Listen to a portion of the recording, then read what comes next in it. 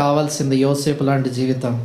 నేనెట్లు దేవునికి విరోధంగా పాపం చేయగలను? నేను ఈ మధ్యలో ఒక స్థలానికి వెళ్ళాను, హైదరాబాద్ దగ్గర ప్రాంతంలో. అక్కడ ఒక సహోదరి వాళ్ళ తమ్ముడు చనిపోయాడు, సాక్ష్యం చెప్తూ ఆ అబ్బాయి గురించి ఏమనిందంటే, ఆ అబ్బాయి చనిపోయినాడు, దేవుని నమ్ముకున్నాడు, బాప్తిసం తీసుకున్నాడు, చక్కటి సాక్ష్యం కలిగినటువంటి అబ్బాయి, అయినా కూడా ఎందుకు చనిపోయినాడో తెలియదు అని ఆ సహోదరి చెప్తూ, మా తమ్ముడు ఎంత పరిశుద్ధంగా జీవించాడని.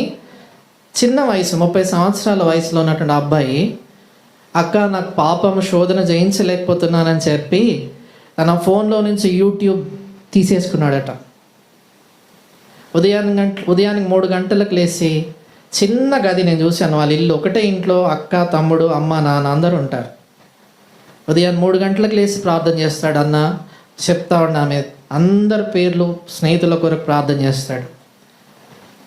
పాపం చేయొద్దని యూట్యూబ్ తన ఫోన్లో నుంచి తీసేసుకున్నాడు. అంటే యూట్యూబ్ నీ ఫోన్లో ఉంటే నువ్వు దుష్టుడు అని చెప్పట్లేదు, ఆయన తీర్మానం. నాకు అనిపించింది, ఎంతమంది యవనస్తులు పాపం చేస్తూ మనలాంటి వాళ్ళం ఇంకా బ్రతుకున్నాము. అంత పవిత్రంగా జీవించినటువంటి అబ్బాయిని దేవుడు తీసుకోవడం ఏంటి? పాపంలో బ్రతుకుతున్నటువంటి మనం ఇంకా జీవించడం ఏంటి?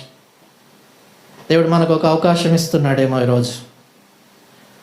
అందుకొరకే ఒకవేళ ఈరోజు నువ్వు బ్రతుకునే దానికి ఒకటే ఒక కారణం ఉండొచ్చు. నీకు ఏమంటారు, నీ ఊపిరితిత్తులు బాగా ఉన్నాయి, బలంగా ఉన్నాయనో, నీ గుండె కొట్టుకుంటుంది బలంగా అన్నది, ఒక్క నిమిషం గుండె ఆగిపోవచ్చు. కోవిడ్ తర్వాత యవనస్తులు 19 ఇయర్స్, 20 ఇయర్స్, 25 ఇయర్స్ వాళ్ళు కూడా ఒక్క నిమిషంలో చనిపోతున్నారు.